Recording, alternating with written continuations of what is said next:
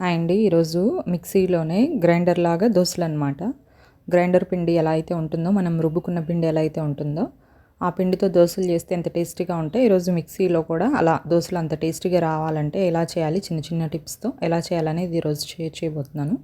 నమస్తే, అస్సలం వాలేకుం, welcome to my channel awesome home vlogs. This is Afreen. ముందుగా అయితే ఈ శనగలు వేసానండి. ఇందులో ఇవి కాబులి శనగలు అంటాం కదా, అవైతే ఇందులో యాడ్ చేసుకున్నాను అనమాట. నార్మల్గా మనం దోశలకు వేసుకున్నట్టుగానే ఒక 3 కప్స్ రైస్ అయితే దానికి 1 కప్పు మినపప్పు యాడ్ చేసుకున్నాను, గుండు మినపప్పు.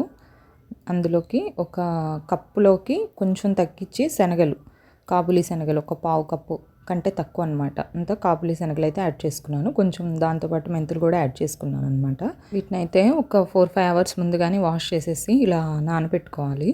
నార్మల్గా మనం ఎప్పుడు నానబెట్టుకుండే దోసల పిండిలాగే మనం ఎలా ప్రిపేర్ చేస్తున్నామో దానిలాగే ఇలా వాష్ చేసేసుకొని ఒక 2-3 టైమ్స్ వాష్ చేసేసుకొని ఒక 4 అవర్స్ 3 అవర్స్ అయితే నానబెట్టుకోవాలన్నమాట. బాగా నానితే దోసలు అనేది సాఫ్ట్గా వస్తాయి. దానికోసం అని చెప్పేసి నేను 2-3 టైమ్స్ అనేది వాష్ చేసుకున్న తర్వాత కొంచెం దానికి తగ్గట్టుగా వాటర్ వేసేసుకొని యాడ్ చేసుకున్నాను. ఇవైతే కాబులి శనగలు కూడా నానడానికి చాలా టైం పడుతుందండి. అందుకనేసి ముందుగానే రైస్తో పాటే నానబెట్టుకోవాలి. ఇప్పుడు కొద్దిగా నేను మిక్సీ జార్లోకి అయితే వేసుకుంటున్నాను 4 అవర్స్ అయిపోయిన తర్వాత. మరి ఒక్కసారి అంతా రైస్ యాడ్ చేయకుండా కొంచెం యాడ్ చేసుకుంటూ ఇలా వాటర్ అనేది యాడ్ చేసుకుంటూ మనం మిక్సీ పట్టుకోవాలన్నమాట. మరి ఎక్కువ జార్లోకి లోడ్ వేసేసామంటే మిక్సీ పాడయ్యే ప్రమాదం ఉంది కాబట్టి హాఫ్ జార్ వరకు వేసుకుంటే సరిపోతుందండి. మరి పిండి గ్రైండ్ అయిన తర్వాత, మిక్స్ అయిన తర్వాత కొంచెం ఒక 3/4 జార్ వరకు వచ్చేస్తుంది కాబట్టి మనం హాఫ్ వరకు వేసుకుంటే సరిపోతుంది. ఇంత సాఫ్ట్గా అయితే నేను రుబ్బుకున్నాను అనమాట. మిక్సీ వేసుకున్నాను.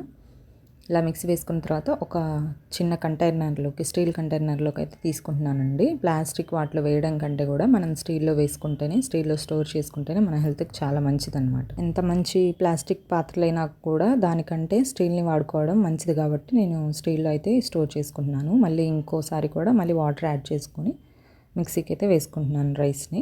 ఈ శనగలతో పాటే మొత్తం మిక్సీ వేసుకోవాలండి. ఇంకా అందులో ఎటువంటి ఇంగ్రీడియంట్స్ ఏమి యాడ్ చేయాల్సిన అవసరం లేదు. సాల్ట్ కానీ అవి నేను రుబ్బుకున్నప్పుడు ఏది యాడ్ చేసుకోను అనమాట. నేను మొత్తం ఇలా అయితే మిక్సీ వేసుకున్నాను. మొత్తం పిండిని రెండోసారి కూడా ఇలాగే మిక్సీ వేసేసుకొని, ముందైతే ఎంత సాఫ్ట్గా అయితే పట్టేసుకున్నానో పిండిని, సెకండ్ టైం కూడా అంతే సాఫ్ట్గా పట్టేసుకున్నాను అనమాట మిక్సీ. మొత్తం ఆ కంటైనర్లోకి అయితే తీసేసుకున్నాను. ఇప్పుడు ఈ జార్లో కూడా కొంచెం వాటర్ వేసేసి తొలిపేసుకొని అందులోకి అయితే యాడ్ చేసుకుంటున్నాను పిండిలోకి. ఇప్పుడు ఈ పిండిని అయితే మనము ఫెర్మెంట్ అవ్వడం కోసం ఓవర్ నైట్ అయితే అలానే బయట ఉంచేయాలన్నమాట. లేదు మీరు క్వాంటిటీ ఎక్కువ పట్టుకున్నారంటే కొద్దిగా పిండిని బయట ఉంచేసుకొని ఫెర్మెంట్ అవ్వడం కోసం, కొద్దిగా మిగిలిన పిండిని ఫ్రిడ్జ్లో పెట్టేసుకొని ఇంకోసారి ఫెర్మెంట్ చేసుకోవచ్చు. నేనైతే కొద్దిగా ఇక్కడ పట్టాను కాబట్టి ఈ మొత్తాన్ని ఇలాగే బయట పెట్టేస్తున్నాను ఓవర్ నైట్ మొత్తం. కన్సిస్టెన్సీ అయితే ఇలా పెట్టేసుకున్నానండి. మరీ జారుగా కాకుండా మరీ గట్టిగా కాకుండా కొంచెం ఒక రకంగా ఉండేటట్టుగా పట్టేసుకొని ఇలా అయితే సైడ్కి అయితే పెట్టేసుకున్నాను. దీన్ని ఓవర్ నైట్ అలాగే ఉంచేసాను. ఇప్పుడు మార్నింగ్ అనమాట ఇలా ఫెర్మెంట్ అయ్యి ఇలా పొంగి బాగా ఇలా బబుల్స్ వచ్చి ఉంటుందన్నమాట.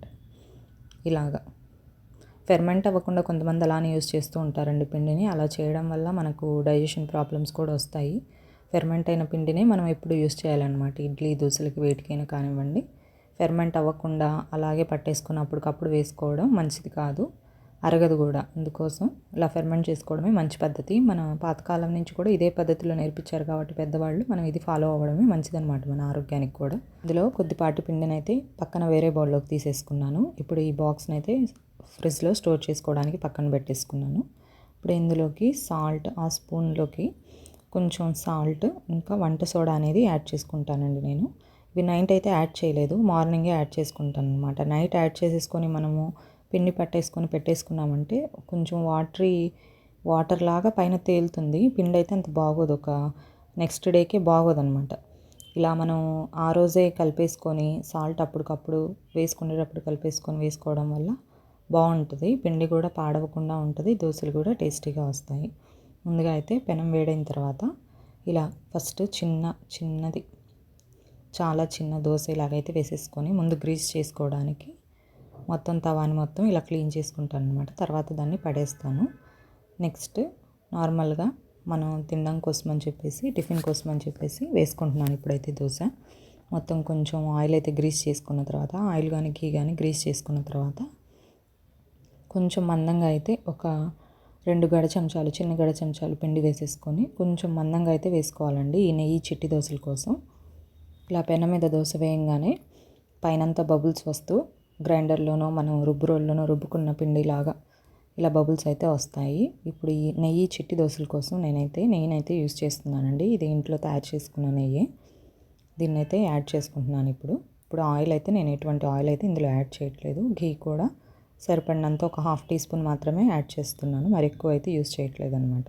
మనం పిల్లలకి ఇలాంటి టిఫిన్స్ రెడీ చేస్తున్నప్పుడు ఆయిల్ కంటే కూడా ఘీ వేయడం మంచిదనమాట. హెల్త్ బెనిఫిట్స్ ఎక్కువ ఉంటాయి కాబట్టి పిల్లల ఆరోగ్యానికి కూడా చాలా మంచిది. నేనైతే ఒక 2-3 టైమ్స్లో ఒక 2 టైమ్స్ ఇలా ఘీతోనే వేసేస్తుంటున్నాను పిల్లలకి.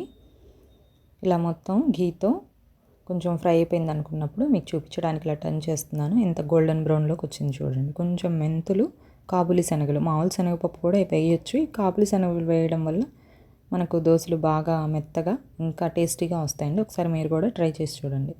ఇలా మళ్ళీ రెండో పక్కకు కూడా టర్న్ చేస్తాను. ఇప్పుడైతే ఎటువంటి ఆయిల్ ఘీ కానీ యూజ్ చేయలేదు. ఫస్ట్ వేసిన ఆయిల్ ఘీనే సరిపోతుంది, అందుకనేసి మళ్ళీ అయితే యాడ్ చేయలేదన్నమాట.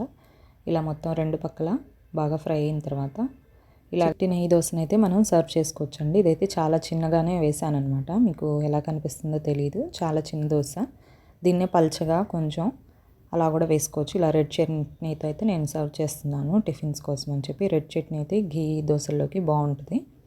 మీరు కూడా ఒకసారి ట్రై చేసి చూడండి. బాగా పల్చగా కావాలనుకున్న వాళ్ళు ఇలా కూడా వేసుకోవచ్చండి. ఇలా ఘీని యూజ్ చేసేసి ఈ ఘీ దోశని, నేతి దోశని ఇలాగ పల్చగా కూడా వెడల్పుగా కూడా వేసుకోవచ్చు. నేనైతే ఎక్కువగా కొంచెం చిన్నగానే వేస్తాను. ఇదండి మిక్సీలో వేసిన పిండితో చిట్టి నెయ్యి దోశలు. మీరు కూడా ట్రై చేయండి. Stay healthy and happy. Bye అండి.